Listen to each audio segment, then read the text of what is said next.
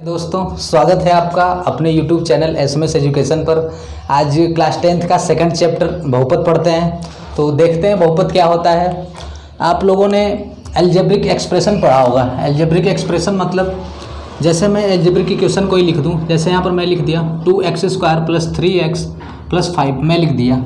तो आप देख रहे हो इसमें वेरिएबल है। वेरिएबल का मतलब जिसको आप चर बोलते हो हिंदी में, चर मतलब x y जिसका मान वेरी करता हो, तो ये चर कहलाता है अपना। तो यहाँ पर भी आपको चर मिलेगा x², यहाँ पर x चर है, यहाँ पर x चर है, आपको x दिखाई दे रहा है, यहाँ पर चर है। तो पॉलिनोमियल में ये होता है कि ऐसा अलजेब्रिक एक्सप्रेशन जिसके पावर में मतलब जिसके वेरिएबल के पावर पूर्ण संख्या हो।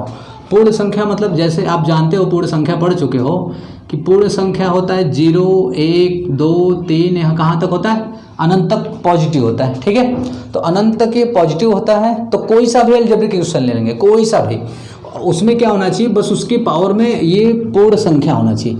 जैसे यहाँ पर आप जब चेक करोगे तो आप देख रहे हो x क्या है, आपका वेरिएबल है, इसकी पावर में 2 है, तो 2 पूर्ण संख्या है। यहाँ पर भी 1 है, तो यह भी पूर्ण संख्या है। अब आप कहोगे यहाँ पर, तो यहाँ पर 5 × 1 लिख सकते हो, और 1 को बताओ, 1 को आप क्या बोलते हो, x⁴0 बोल सकते हो, क्योंकि किसी भी संख्या के पावर में जब 0 लगाते हैं तो उसका मान क्या होता है, 1 होता है। तो आप यहाँ पर मतलब x⁴0 लिख सकते हो। तो आप देख रहे हो 0 भी तो पूर्ण संख्या है आपका।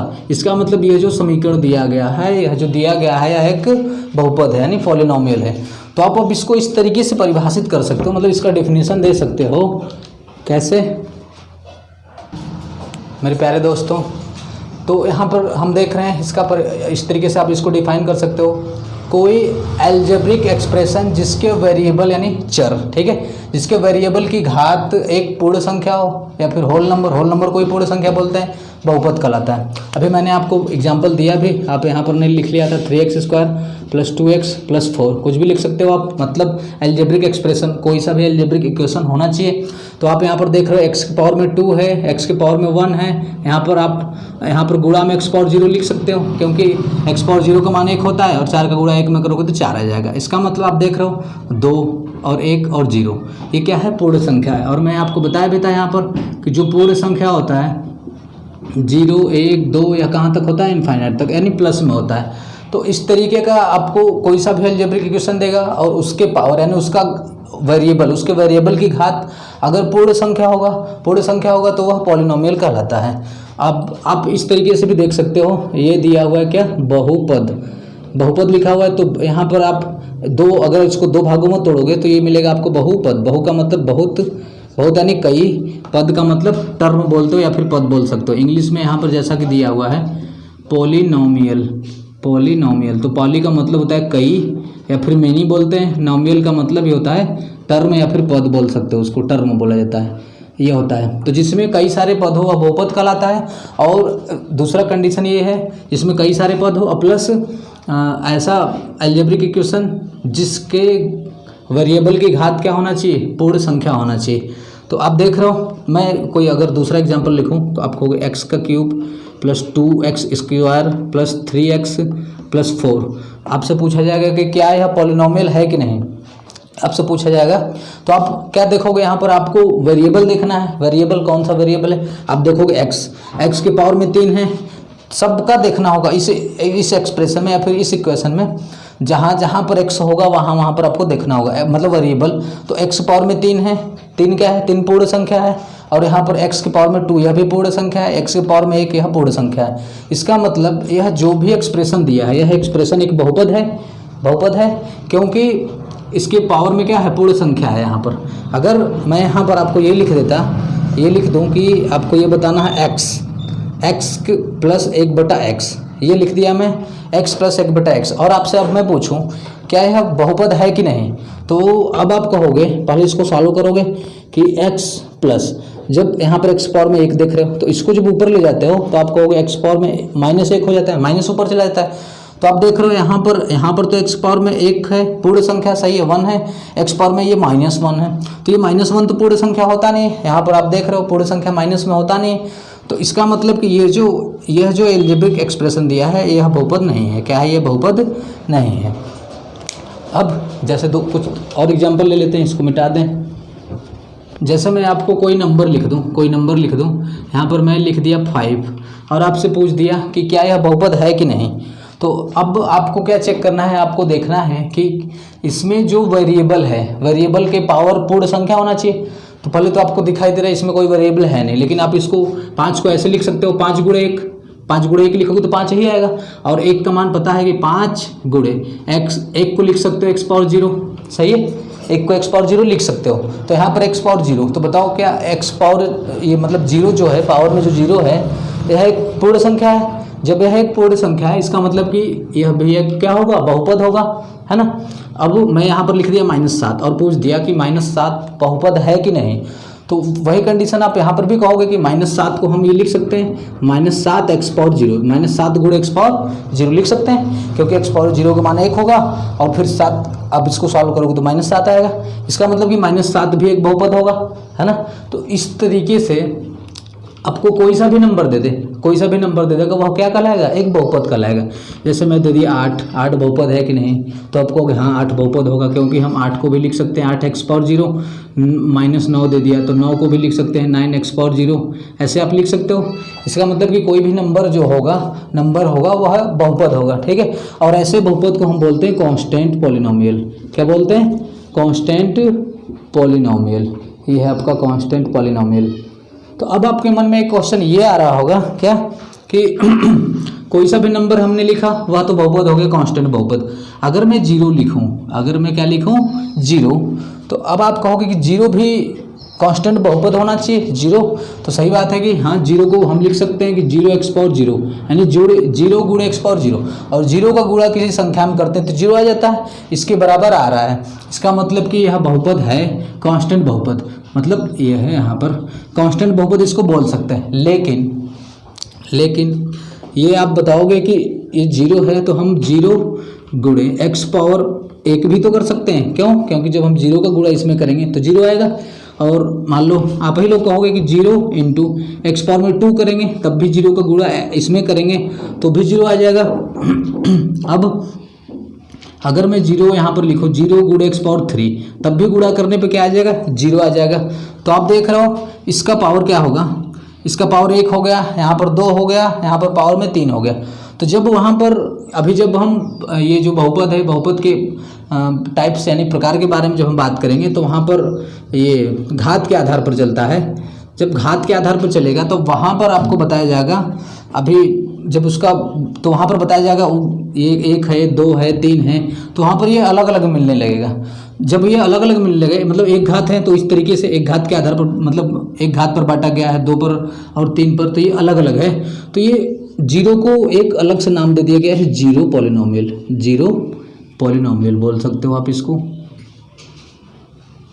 0 पॉलिनोमियल, या फिर इसको शून्य बहुपद भी बोलते हैं। क्या बोलते हैं इसको, शून्य बहुपद, इसको शून्य बहुपद बोला जाता है। अरे दोस्तों अब हम देखते हैं, जैसे मैं यहाँ पर ये लिख दूँ 5x पावर में 3 plus 2x square plus 3x plus 4, मैं ये एक एक्सप्रेशन लिखा हूँ।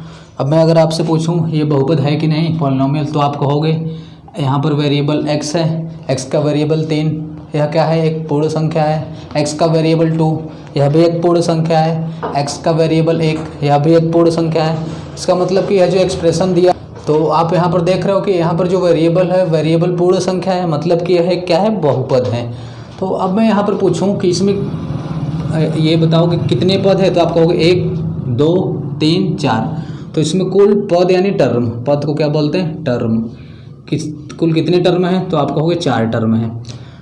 अब अगर मैं दूसरा एक्सप्रेशन ऐसे दे दूँ 3x स्क्वायर प्लस 2x, ये दे दिया, और मैं पूछ दिया इसमें कितने पद हैं, तो आप कहोगे 1 और ये 1 2, इसमें पदों की संख्या यानी पद यानी टर्म, कितने टर्म हैं, तो आप कहोगे 2 टर्म हैं। ठीक है। अगर मैं यहाँ पर ये दे देता 5x, या फिर मैं केवल ये दे देता 5 या फिर 7, और मैं पूछता बताओ इसमें कितने टर्म हैं, तो अब आप कहोगे इसमें 1 टर्म है। कितने टर्म है, 1 टर्म, टर्म की संख्या 1 है, इसमें भी 1 टर्म है, और इसमें कितने टर्म है, इसमें भी 1 टर्म होगा, क्योंकि 7 को 7x पावर 0 लिख सकते हो, यह पॉलिनोमियल तो है। 5 को 5x पावर 0 लिख सकते हो, इस तरीके से इसको लिख सकते हो 7 इंटू x पावर 0, 5 को लिख सकते हो 5 इंटू x पावर 0, और 5x यह एक पॉलिनोमियल है, क्योंकि एक्स पावर में यहाँ पर एक है तो यह होल नंबर मतलब पूर्ण संख्या है इसके पावर में, तो यह भी इसमें एक पद है यहाँ पर देख रहे हैं। तो अब आपको ये समझ में आया होगा कि जो नंबर ऑफ टर्म यानी पदों की संख्या जो बताई जाएगी, तो जो भी एक्सप्रेशन दिया होगा उसको जितने भी अलग अलग खंडों में बांटा गया है वही उसका टर्म कहलाता है। खंडों में मतलब जैसे यहाँ पर ये प्लस दिया है तो ये तो एक अलग हो गया, ये अलग हो गया, ये अलग हो गया, ये अलग। तो आप इस तरीके से देख रहे हो 1 2 3 4, तो ऐसे 4 पद हैं। तो आप इस तरीके से पदों की संख्या बता सकते हो। अब जैसे यहाँ पर मैं आपको लिख दिया कि 5x² + 2 ये लिखा हुआ है, और मैं पूछ दिया इसमें कितने पद हैं, तो आप कहोगे ये 1 और ये 2, तो इसमें नंबर ऑफ टर्म कितने होंगे, नंबर ऑफ टर्म तो आप कहोगे 2 होंगे, इसमें 2 पद हैं। अब एक चीज़ होता है, आप सुने हो कोफिशिएंट,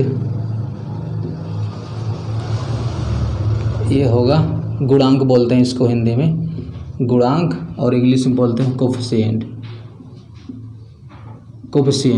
अब मैं पूछूं कि यहाँ पर x² का गुणांक क्या है, तो गुणांक का मतलब होता है कि जिसका पूछा जाए, x² का पूछा जा रहा है तो x² को छोड़ करके, यानी जिसका पूछा जाता है उसको छोड़ करके इसके साथ जिसके भी जितने भी नंबर का गुणा हुआ है वो उसका गुणांक कहलाता है। तो x² का यहाँ पर क्या होगा, x² का गुणांक, x² का क्या गुणांक, क्या कोफिशिएंट, यहाँ पर 5 होगा, क्या होगा 5 होगा x² का गुणांक। अगर यहीं पर पूछ दें कि x पावर 0 का गुणांक क्या होगा, x पावर 0 का गुणांक क्या होगा, तो अब आपको तो x पावर 0 दिखाई नहीं दे रहा है इसमें, तो अब आप कहोगे कि यहाँ पर 2 है, 2 गुणे 1 कर सकते हैं इसको, और 1 की जगह हम x पावर 0 तो कर ही सकते हैं, है ना। तो अभी मैं बताया था गुणांक क्या होता है, जिसका पूछा जाता है उसको छोड़ दिया जाता है, और उसके साथ जिसका भी गुणा होता है, x पावर 0 को छोड़ दें तो 2 का गुणा है, तो यहाँ पर आप बताओगे कि x पावर 0 का गुणांक 2 है। क्या है x पावर 0 का गुणांक 2 है। अगर मैं दूसरा एक्सप्रेशन यहाँ पर लिखूँ, यहाँ पर मैं दूसरा एक्सप्रेशन ये लिखूँ x³ - 7x² - 3x + 2, और यहाँ पर मैं पूछ दिया कि x³ का गुणांक बताओ, x³ का क्या बताना है, गुणांक, x³ का गुणांक या कोफिशिएंट बोलते हैं उसी को, और दे दिया x² का गुणांक, x² का गुणांक, यहाँ पर दे दिया है x का गुणांक, और यहाँ पर दे दिया x पावर 0 का गुणांक, ये पूछ दिया है आपसे। तो अब आप क्या कहोगे कि x³ का पूछा है, तो अब ये जो प्लस माइनस इसको तो छोड़ देते हैं, केवल इतना लेते हैं, इतने को छोड़ देंगे, x³ देखेंगे x³ के साथ किसका गुणा है, तो आप कहोगे कोई नंबर नहीं दिखाई दे रहा है, तो इसमें एक का, इसको 1 गुणे इतना तो लिख ही सकते हैं, वही आएगा। इसका मतलब x³ का जो गुणांक होगा 1 होगा, क्या होगा 1 होगा। अब यहाँ पर पूछा है x² का गुणांक, तो आप कहोगे x² यहाँ पर है, तो x² यहाँ पर बताओ x² के साथ किससे गुणा किया होगा, तो आप कहोगे कि -7 का जब गुणा किया है, -7 यानी कि इसके साथ जिसका गुणा चिन्ह के साथ लेते हैं, ये अपना जो है -7, तो आप कहोगे -7 का गुणा x² में किया होगा तभी -7x² आया होगा। इसका मतलब x² का जो कोफिशिएंट होगा या गुणांक होगा क्या होगा, -7 होगा, तो ये x² का कोफिशिएंट -7। अब यहाँ पर पूछ रहा है x का गुणांक, तो आप बताओ कि ये जो x है, x को गुणा किया होगा -3 से, सही है, जब x को -3 से गुणा किया होगा तभी -3x आया होगा। इसका मतलब x का जो गुणांक होगा ये -3 होगा, x का गुणांक क्या होगा, -3। अब यहाँ पर बताना है आपको x पावर 0 का गुणांक, तो अब आप कहोगे कि यहाँ पर सब में तो x और यहाँ पर कुछ नहीं, इसका मतलब ऐसे किया होगा 1, और 1 को आप x पावर 0 बोल सकते हो, और यहाँ पर पूछ रहा है x पावर 0 का गुणांक, तो x पावर 0 इसको छोड़ देंगे, इसके साथ किसका गुणा है, 2 का, तो x पावर 0 का गुणांक क्या होगा, 2 होगा। तो कोई भी अलजेब्रिक इक्वेशन देगा उसके साथ जिसका भी पूछेगा जो गुणा किया होता है वही उसका गुणांक कहलाता है, ठीक है। तो आप इस तरीके से गुणांक बता सकते हो।